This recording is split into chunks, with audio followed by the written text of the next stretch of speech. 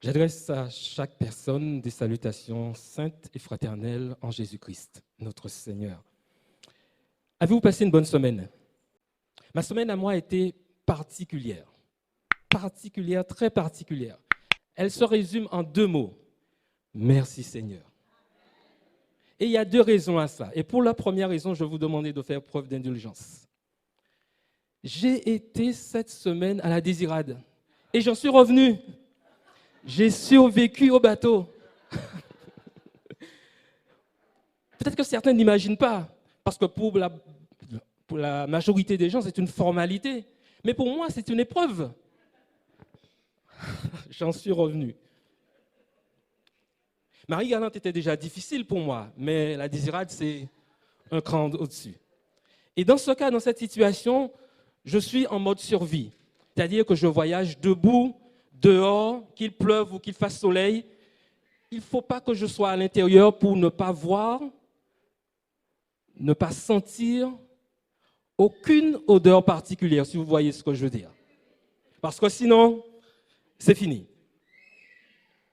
Et même dans cette situation-là, c'est difficile. Vous savez, j'ai l'impression que mes enfants avaient 2 attractions sur le bateau. Les mouvements du bateau et moi. Ils faisaient le va-et-vient entre l'intérieur et l'extérieur. Ils venaient me voir. Alors papa, comment ça va? C'est pour vous dire comment les choses étaient difficiles. Et dans cette épreuve, je disais, Seigneur, je sais que je te dirai merci, mais pour l'instant, mais les mêmes. Ah ouais, c'était terrible, quoi. Et jamais j'ai transpiré, même à don football à des temps, parce que comme ça. Je suis sorti là tétanisé. Mais grâce soit rendue à Dieu, j'ai pu dire à Dieu merci Seigneur. Enfin, j'ai pensé en arrivant merci Seigneur, parce que je luttais de toutes mes forces. Je sors là lessivé à tel point qu'il me faut un bon quart d'heure, voire même 2, pour me remettre et pour pouvoir parler. Et là, j'ai pu dire au Seigneur merci. Ça, c'était l'aller. Fort de l'expérience que j'ai eue avec Marie-Galante, je me sais qu'au retour, c'est un peu plus calme, je reste à l'intérieur, tranquille, je m'endors même. Alors, je me suis dit, je vais faire pareil. Je n'ai pas tenu 2 minutes dans le bateau. Je me suis dit, grand homme, pas honte. Prends tes dispositions, prends tes places à Odéo là, tranquille, et reste gentil. Et ça a été. C'était un petit peu plus calme, mais l'homme et moi, nous avons fait des quoi. C'était très difficile et j'ai pu dire au Seigneur merci en arrivant. Vous savez, je me dis que si les disciples étaient dans la même situation que moi lorsqu'ils étaient sur le bateau avec Jésus, je comprends que lorsque les choses vont mal, ils mettaient au cas crier, bon Dieu, sauvez-moi, nous sommes morts. Ah oui, ça je les comprends parfaitement, quoi. Vous savez, j'ai compris à ce moment-là pourquoi l'île s'appelle Désirade.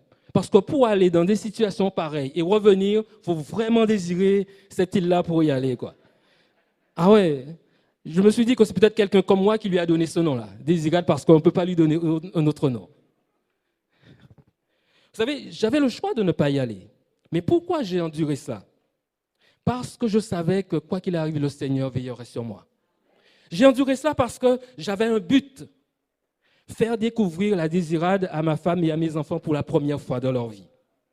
Vous savez, à l'heure où les institutions les plus traditionnelles sont remises en cause, à l'heure où l'on parle de grands remplacements, de grands resets, de nouvel ordre mondial, de l'augmenter avec l'intelligence artificielle, alors qu'à l'heure où ce qui fait qu'à notre naissance, nous sommes hommes ou nous sommes femmes est remis en cause, il est plus qu'important d'avoir une vision claire et précise de ce que l'on est et du projet dans lequel on s'inscrit. Un jour, on interroge 3 hommes qui font exactement la même tâche sur un chantier, avec une question simple. Que fais-tu là? Et le premier doit répondre, je creuse un trou. Au deuxième, que fais-tu là? Ah, mais je suis là en attendant d'avoir mieux. En créole, nous t'a dit, cabouchon tout. Et au troisième, on lui pose la même question et lui, il s'arrête. Il bombe le torse et il répond avec fierté, je suis en train de construire un palais luxueux. Quelle est notre raison d'être? Pourquoi sommes-nous ici? Quelle vision avons-nous? Est-ce que nous sommes là juste pour faire passer le temps parce que nous occupons une fonction dans l'Église? Quelle vision, quel objectif avons-nous?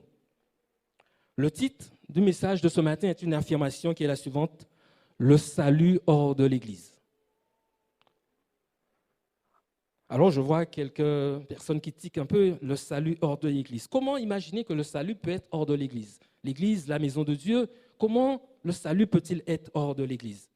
Vous savez, il est difficile peut-être pour nous qui avons une double culture, un double héritage judéo-chrétien de comprendre que le salut est hors de l'Église. Parce que pendant très longtemps, l'idée la plus répandue et jusqu'à présent, c'est que hors de l'Église, point de salut.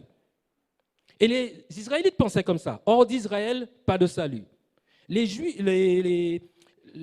Israélites pensaient comme ça, je l'ai dit. Les disciples également avaient aussi cette idée-là. Vous savez, dans Matthieu 24, lorsqu'ils passent devant le temple et qu'ils font voir à Jésus la majestuosité du temple. Et Jésus de leur dire, mais il arrivera un jour où tout ça va s'écraser, il ne restera pas pierre sur pierre. Et pour eux, l'Église a une telle place dans leur relation avec Dieu que ça ne peut être que la fin du monde si ça arrive. Il n'y a pas que les Juifs, les disciples qui avaient cette conception. Les Samaritains également. Dans Jean 4, vous allez lire chez vous, lorsque Jésus rencontre la femme samaritaine au bord du puits, elle dit à Jésus, mais nos pères ont adoré sur cette montagne et vous dites qu'il faut aller à Jérusalem. Et Jésus de lui répondre au verset 21, l'heure est arrivée où on n'adorera ni à Jérusalem ni sur cette montagne. Ils avaient une conception localisée, géolocalisée de l'adoration et du salut. Et Jésus de continuer, l'heure arrivera et elle est déjà venue où les vrais adorateurs adoreront le Père en esprit et en vérité. Ça veut dire quel que soit l'endroit où on est.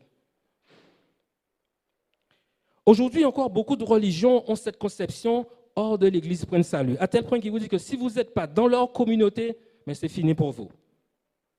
Le salut hors de l'Église. Quelle est la pertinence de cette idée?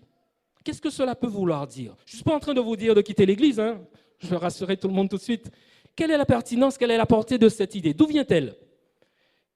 Ce que nous devons avoir comme réflexe lorsque nous entendons quelque chose de nouveau, c'est de se dire, avant de dire non, c'est pas bon, je rejette, c'est de se dire qu'est-ce que la Bible dit et qu'est-ce que Jésus en dit. Vous savez, le salut consiste à sortir quelqu'un d'une situation de danger de mort et l'amener à un lieu beaucoup plus en sécurité ou alors un lieu meilleur, n'est-ce pas? Le lieu meilleur par excellence, c'est le ciel. Et qu'a fait Jésus? Est-il resté au ciel en nous disant « Petit, petit, venez, montez, montez » Qu'a-t-il fait? Il est descendu.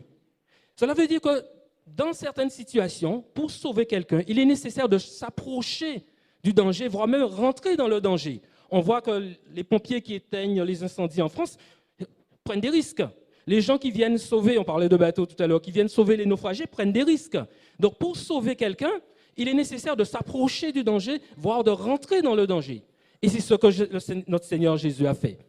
Dans Luc 17, verset 21, il dit « Le royaume des cieux est au milieu de vous ». Quel est l'intérêt pour moi, pour nous, d'aller hors de l'Église? Le salut hors de l'Église. La première raison qui nous pousse à y aller, c'est par obéissance. Dans Matthieu 28, versets 19 et 20, Jésus nous dit « Allez ». Faites de toutes les nations. Il ne dit pas aux nations de venir, il nous dit allez. Première raison, par obéissance. Mais il y a une autre raison que nous trouvons dans Matthieu 25 à partir du verset 31. Je vous invite à trouver ce passage, Matthieu 25 à partir du verset 31.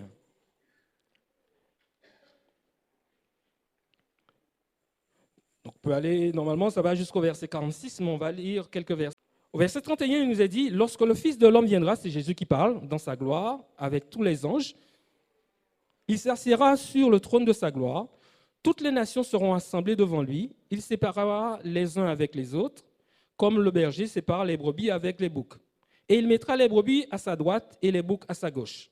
Au verset 34, alors le roi dira à ceux qui seront à sa droite, venez, vous qui êtes bénis de mon Père, prenez possession du royaume qui vous a été préparé dès la fondation du monde. Car j'ai eu faim et vous m'avez donné à manger. J'ai eu soif et vous m'avez donné à boire. J'étais étranger et vous m'avez accueilli. Et on peut continuer, verset 36. J'étais nu et vous m'avez vêtu. J'étais malade et vous m'avez visité. J'étais en prison et vous êtes venus me voir. Vous allez pouvoir continuer chez vous. le reste de la lecture. Cette partie de la Bible est considérée comme le jugement des nations par Jésus. Et dans le jugement des nations, Jésus a un critère simple. Est-il en train de dire aux gens combien de fois êtes-vous venus à l'église? Est-il en train de dire à ceux qui seront à sa droite quel poste, quelle fonction avez-vous occupé à l'église? Il est en train de leur dire, j'ai eu faim, vous m'avez donné à manger, j'ai eu soif, vous avez répondu à mon besoin, j'étais étranger, vous m'avez accueilli. Et toutes ces personnes étrangères, faim, nues, elles sont où, toutes ces personnes? Vous savez, c'est bien de venir en aide aux autres et c'est louable. Je sais qu'il y a beaucoup de personnes qui le font ici, sans même le faire savoir, mais qui le font à leur niveau. C'est bien de venir en aide à quelqu'un. Mais pourquoi c'est mieux de le faire au nom de Jésus? Le verset nous dit, j'étais en prison, mais vous m'avez visité. Si on prend l'exemple du prisonnier, le prisonnier, il est en prison parce qu'il a enfreint la loi. Et lorsque la justice prend une décision de le mettre en prison, c'est parce qu'il a enfreint la loi, mais aussi c'est pour lui dire, tu es un danger pour la société, je te retire de la société, et ainsi la société sera plus en sécurité, sera meilleure sans toi. Ça veut dire ça également. Pourquoi pas? Mais la personne qui est en prison se rend compte que malgré son absence, son retrait de la société n'en est pas meilleure.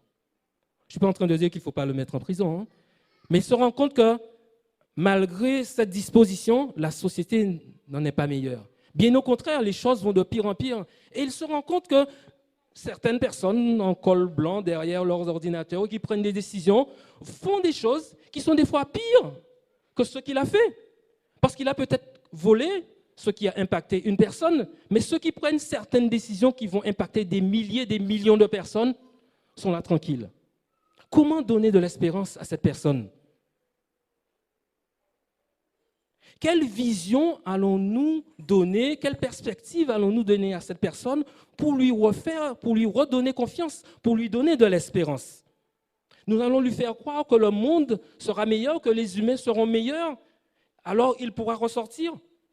Alors même que c'est le côté obscur de l'homme qui l'a conduit en prison. Vous savez, quand on aide quelqu'un dans le besoin, on lui apporte à manger, on lui donne des vêtements, on l'aide à se loger. Et si on nous pose la question, qu'est-ce que nous faisons? Nous allons simplement dire, comme le premier ouvrier, je nourris, j'habille, je loge. C'est bien, hein? Quelle perspective allons-nous donner à cette personne? Parce que cette personne qui est dans cette situation se rend compte qu'elle est nue, alors que des milliers de vêtements sont détruits sans jamais avoir été portés. Elle se rend compte qu'elle n'a pas à manger, alors qu'un tiers de toute la nourriture produite est jetée chaque jour. Elle se rend compte qu'elle n'a pas de logement, alors que des milliers de logements sont inoccupés ou alors sont tellement chers qu'il ne peut pas se payer un logement. Allons-nous lui donner foi en l'homme, en l'humanité? Elle se rend compte qu'elle est victime de la crise, pas à manger, pas de vêtements, pas de logement, mais dans le même temps, elle se rend compte que dans cette crise, elle est toujours du même côté de la barrière et que ceux qui sont de l'autre côté multiplient leurs profits, leurs milliards par 2, par 3 depuis la crise. Comment lui faire confiance, lui donner confiance dans une humanité, dans des hommes, dans un monde dirigé par les hommes qui sera meilleur? Quelle perspective donnons-nous à cette personne? Nous devons aider les autres avec les compétences, avec les talents, les moyens que nous avons, mais nous devons le faire au nom de Jésus. Je vous invite à lire dans Lamentation 3 ce que la Bible nous dit. Lamentation 3, à partir du verset 19, Lamentation de Jérémie, chapitre 3, à partir du verset 19. Ces personnes qui se trouvent dans des situations difficiles, pas suffisamment à manger, pas suffisamment d'argent pour s'occuper de leurs enfants, pour les envoyer à l'école, pas de toit, pas de logement, pas de vêtements. Quand cette personne pense à sa détresse, verset 19, et à sa misère, à l'absinthe et au poison, quand mon âme s'en souvient, la Bible nous dit qu'elle est abattue au dedans de moi. Voici ce que je veux repasser en mon cœur. C'est un choix que l'on doit faire. Ce qui donnera de l'espérance. Qu'est-il dit? Les bontés de l'homme, les bontés du gouvernement, les bontés de Total Energy, les bontés d'Apple, de Facebook. Non, les bontés de l'Éternel ne sont pas épuisées. Ses compassions ne sont pas à leur terme, elles se renouvellent chaque matin. Le Seigneur nous a donné comme mandat aussi de nous occuper des autres, de leur apporter le salut. Ces personnes qui sont hors de l'Église, qui sont en prison, qui sont dans des ghettos, dans des situations difficiles, nous devons aller vers eux pour leur apporter le salut. On ne peut pas agir auprès de ces personnes sans faire référence à Jésus-Christ. Parce que c'est Jésus-Christ qui nous mandate. Et quand on lit le verset, Jésus dit « J'étais nu ». Le « je », c'est qui? C'est Jésus. « J'étais nu, j'étais en prison ». Donc, on doit aller auprès de ces personnes en considérant ces personnes comme étant la personne elle-même de Jésus-Christ. Et on doit le faire au nom de Jésus-Christ. Je ne suis pas en train de dire qu'il faut conditionner notre aide à l'acceptation de Jésus-Christ, hein, pas du tout. Mais nous sommes mandatés par Jésus-Christ comme lui-même l'a fait. La seule personne qui puisse donner de l'espérance au monde, c'est Jésus-Christ. Si nous le faisons sans Jésus-Christ, cela revient à une action humanitaire, une action humaniste. Et vous savez, dans l'humanisme, mais Dieu n'a pas sa place. Dieu est quantité négligeable ou alors n'existe pas du tout.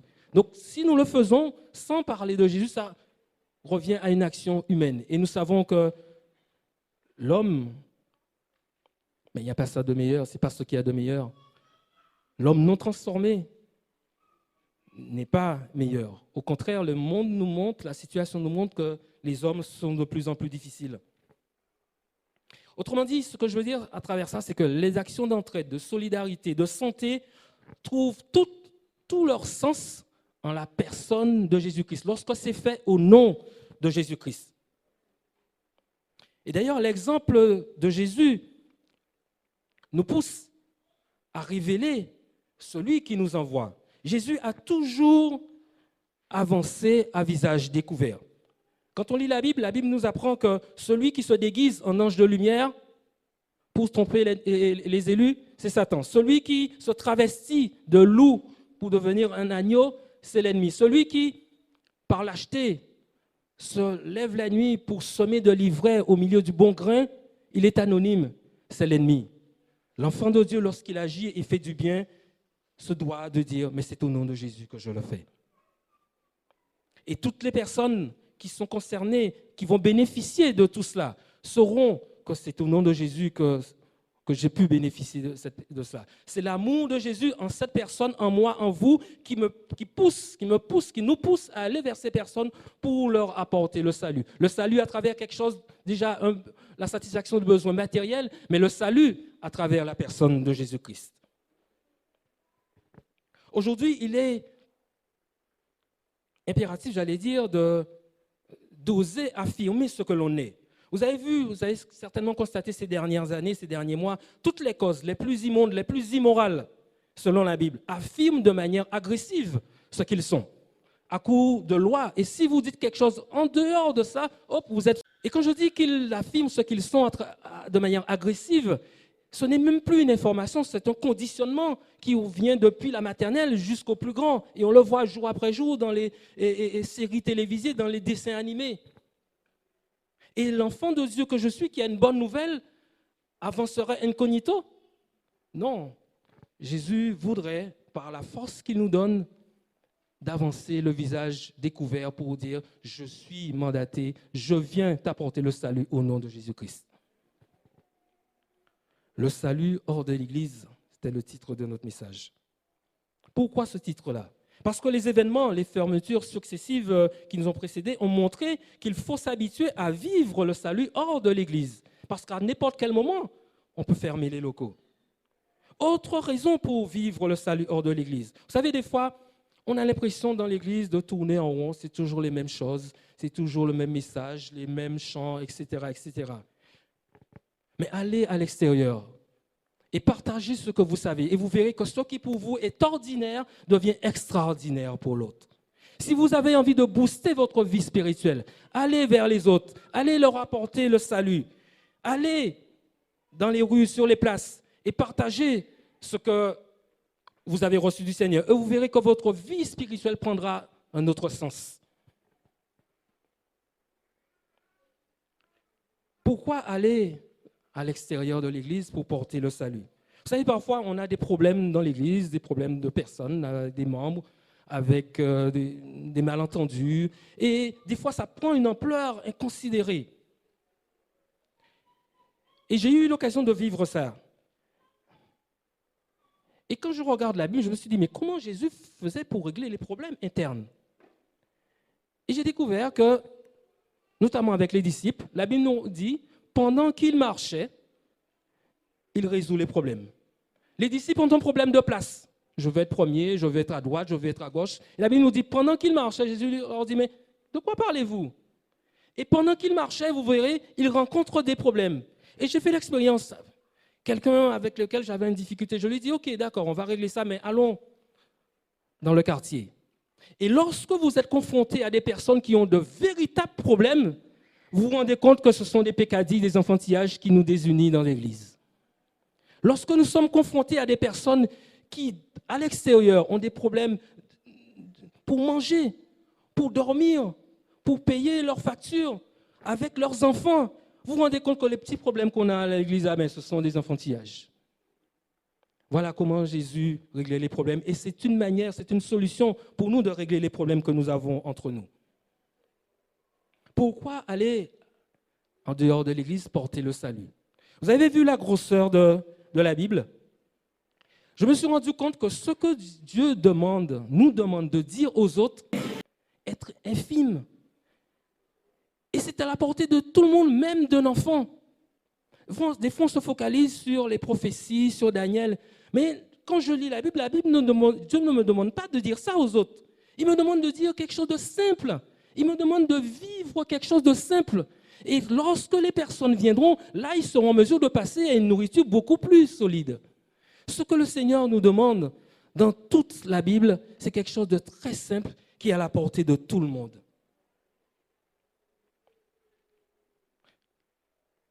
En résumé, avant d'arriver à la conclusion, je vais vous poser une question. Pouvez-vous me citer des personnages ou des personnes que Jésus a rencontrés? La Samaritaine, qui encore? Zachée, les lépreux, les paralytiques, qui encore? La femme adultère, le jeune homme riche, Marie, Nicodème, l'aveugle, Nicodème. Combien de ces personnes Jésus a-t-il rencontrées dans l'Église? Pouvez-vous me citer une personne que Jésus a rencontrée dans l'Église, à qui il a apporté le salut?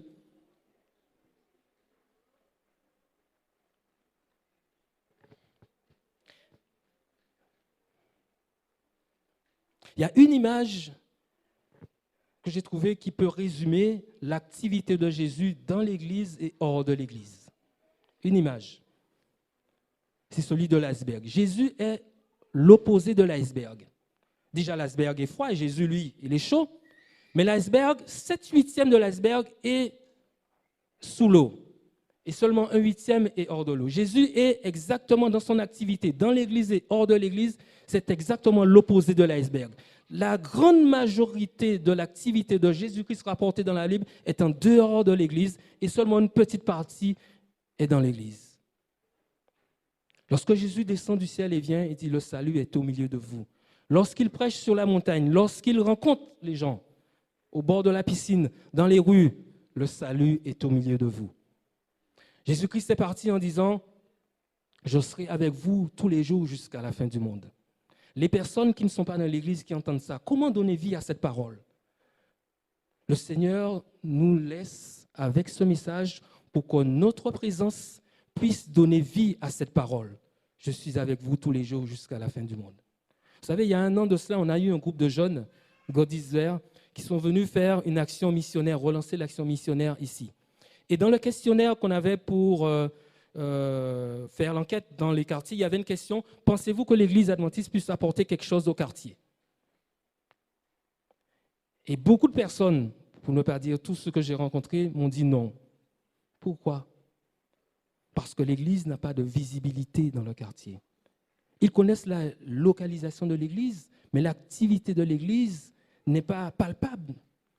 Et pourtant, nous sommes là pour donner vie à cette activité. Nous sommes là pour manifester la présence de Jésus à travers une entraide, à travers des chants, à travers notre activité, à travers une action de solidarité, pour que cette parole, cette promesse faite à Jésus, cette promesse que Jésus a faite soit réellement effective. Pour terminer, je vais juste avant partager avec vous un témoignage. Et c'est la deuxième raison pour laquelle j'ai, au cours de cette semaine, à dire merci au Seigneur. Vous savez, justement, par rapport au groupe God Desire dont j'avais parlé, à la suite de cette action, ils avaient également fait cette action à la brousse, ils ont décidé d'avoir une action sur la place du Gosier, la place du Calvaire. Et depuis 1 an, chaque semaine, sur la place du Calvaire, du côté des gradins, là, du côté de l'espace de jeu pour les enfants, on a un stand chaque mercredi à partir de 17h, un stand avec des ouvrages, des livres, des priorités, des Bibles. Et les personnes qui passent, on leur offre des documents. Mais ce n'est pas tout. On a d'autres personnes qui vont vers les carbiers, vers les bancs, proposer aux personnes des journaux, des documents. Et on propose également, selon la discussion, aux personnes de prier pour elles. Et là, on fait des rencontres extraordinaires. On rencontre des jeunes avec leurs bracelets électroniques à la cheville qui acceptent qu'on puisse prier pour elles. On rencontre des personnes, des mères qui sont en difficulté avec leurs enfants. Et vous savez, en public, ce que j'ai dit tout à l'heure, des personnes sont capables, acceptent qu'on puisse prier pour elles. On leur dit, mais on va prier pour vous. OK? Mais des personnes acceptent qu'on puisse prier sur la place du Calvaire devant tous les autres avec elles. Vous voyez 2 personnes là en train de prier. Vous n'imaginez pas ce que ça peut vouloir dire. Lorsque quelqu'un est en difficulté, arrive au point d'accepter qu'on puisse prier devant toutes les autres personnes avec elle. Voilà ce genre de rencontre que l'on fait. Il y a un autre stand que l'on a le mercredi également avec les enfants, où à côté de l'aire de jeu, on a un espace. On avait un espace parce que la sœur qui s'en occupait ne peut plus venir. Un espace où on propose aux enfants un atelier de peinture, un atelier de dessin. Et les parents qui amènent leurs enfants dans le parc sont contents parce qu'à un moment, les enfants jouent, mais à un moment, ils en ont assez. Et ils viennent dans cet atelier de peinture et de dessin. Et à la fin de l'atelier, on leur remet un petit livret, un petit cadeau, un petit livre. Et les enfants ou les parents ont pris tellement l'habitude que, alors que ça fait 3 ou 4 mois qu'on ne peut plus le faire parce que la personne qui le faisait ne peut plus venir, il y a une mère, il y a 2 semaines, qui nous a dit « Mais on était venu pour l'atelier. » Et l'enfant nous dit « Mais où est la dame qui fait l'atelier peinture ?» Ce que j'aimerais vous dire à travers ça, c'est qu'il y a des moyens pour pouvoir annoncer l'évangile, annoncer le salut à tout le monde. Et nous avons besoin de personnes, même si on ne vous demande pas de vous engager chaque semaine, mais si vous pouvez venir 1 fois par mois, 1 fois par trimestre, ce serait déjà super. Parce qu'on fait des rencontres extraordinaires. Des jeunes qui n'acceptent pas forcément la priorité ou des livres plus gros, mais qui acceptent des petites cartes comme celui-ci, avec un verset dessus et un QR code qui renvoie vers un message YouTube, et qui nous dit, mais en cas point quand même, qui mettez ici booster là et qui protégez-moi. C'est vrai qu'ils ont cette relation particulière, mais au moins ils vont lire le verset, ils verront la vidéo et ça va les amener plus loin. On a des choses extraordinaires qui se font. Donc prenez le temps, si vous le pouvez, ne serait-ce qu'1 fois par année, 1 fois par mois, de venir pour pouvoir permettre à ces personnes de rencontrer Jésus. En conclusion, je dirais ceci, je vous ai dit, j'ai eu une semaine particulière et cette semaine, nous avons été à la chute de Moreau à Goyave. Et Dieu a permis que nous puissions avoir du beau temps. Mais sous le sous-bois touffu, il y a toujours des zones de boue, des zones où il y a de l'eau. Et au retour, alors que je voulais éviter une grande flaque, j'ai fait les abords et je suis tombé, mon pied est rentré dans la boue au moins jusqu'à la cheville. Et en voulant relever mon pied, la chaussure a failli y rester. Et Justamo, qui était aussi là, me dit, mais moi, je préfère marcher dans les traces laissées par quelqu'un plutôt que de faire mes propres traces, parce que je suis certain que la personne a été au fond, a touché le solide, et là, je peux marcher de manière sûre. Chers amis, chers frères et sœurs, ce que je veux vous dire par là à travers cette anecdote, c'est que Jésus a laissé des traces sur tous les terrains. Jésus a laissé des traces dans l'église pour que nous puissions mettre notre pied pour pouvoir avancer. Jésus a laissé des traces sur la route, sur le chemin pierreux, le chemin rocailleux. Il a laissé des traces. Même dans la boue, les terrains marécageux. Peut-être tu ne te sens pas de taille à aller dans ce terrain difficile qui s'apparente à la boue. Mais Jésus a laissé des traces sur d'autres terrains pour que tu puisses y mettre le pied. Jésus a laissé des traces sur l'eau. Alors, tu peux prendre ton paddle, ton bateau et marcher dans les traces de Jésus pour partager l'évangile avec celui avec lequel tu fais du bateau ou tu fais du paddle. Jésus a laissé des traces partout. Peut-être que certains d'entre nous sont plus tailleurs, talons aiguilles, costume, cravate. Mais il n'y a pas de problème. Jésus a laissé des traces auprès des notables dans les bureaux pour que tu puisses poser ton pied pour apporter le salut à ces personnes. Peut-être que tu es plus sport. On l'a vu tout à l'heure avec Paul. Mais Jésus a laissé des traces également pour que tu puisses poser ton pied pendant ton sport, au football, au cyclisme, dans ta marche, pour que tu puisses annoncer le retour de Jésus-Christ.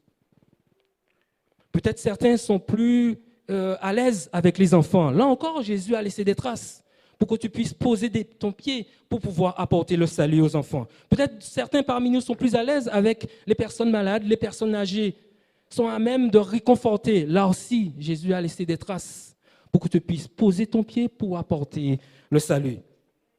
Certains d'entre nous sont beaucoup plus réseaux sociaux. Mais vous savez que Jésus a laissé des traces sur les réseaux sociaux de l'époque. On en a YouTube aujourd'hui. Le réseau social de l'époque, ce que j'appelle le réseau social de l'époque, c'est on dit. Jésus dit, que dit-on? Non, qu'est-ce qu'on dit de moi? Et certains disciples qui sont abonnés à on dit, disent, oui, mais certains disent que tu es Élie, d'autres qui est Jean-Baptiste. Mais Pierre, qui est connecté à un réseau social supérieur, un réseau social divin, dit, tu es Jésus-Christ, le Fils du Dieu vivant. Tu es plus réseau social, Jésus a laissé des traces pour que tu puisses poser ton pied. Alors, avec les multiples traces que Jésus a laissées, va sur le terrain de ton choix, va sur le terrain que l'Esprit de Dieu va te dicter pour donner de l'existence au salut en Jésus-Christ. Il y aura des problèmes, mais dans Jean 16, verset 33, Jésus nous dit, prenez courage, j'ai vaincu le monde. Alors, chers amis, avant d'être au ciel, le salut est hors de l'Église. Et en y allant, tu vas certainement rencontrer quelqu'un qui ne viendrait jamais dans l'Église. Et pour cette personne-là, ça change tout. Quelle raison avons-nous de faire ou de ne pas faire ce que nous faisons ou de ne pas faire ce que nous faisons? Si on nous pose la question, comme au tout début, que fais-tu ici? Sommes-nous en train de fouiller un trou, d'occuper une place? Faisons attention pour que ce ne soit pas notre tombe que nous sommes en train de fouiller. Sommes-nous en train d'occuper une fonction, d'être en attendant mieux? Voilà, je suis là. Ou alors, sommes-nous conscients que nous sommes des collaborateurs au salut des âmes avec Jésus-Christ? Sommes-nous conscients que Jésus-Christ nous dit que nous sommes ses frères? Sommes-nous conscients que, mieux que des collaborateurs, Jésus nous dit que vous êtes héritiers et que vous devez partager cet héritage avec tout le monde? Le Seigneur compte sur toi, sur moi, pour porter le salut dans l'Église et au dehors de l'Église. Le salut hors de l'Église, mais toujours en Jésus-Christ. Que le Seigneur vous garde et vous bénisse.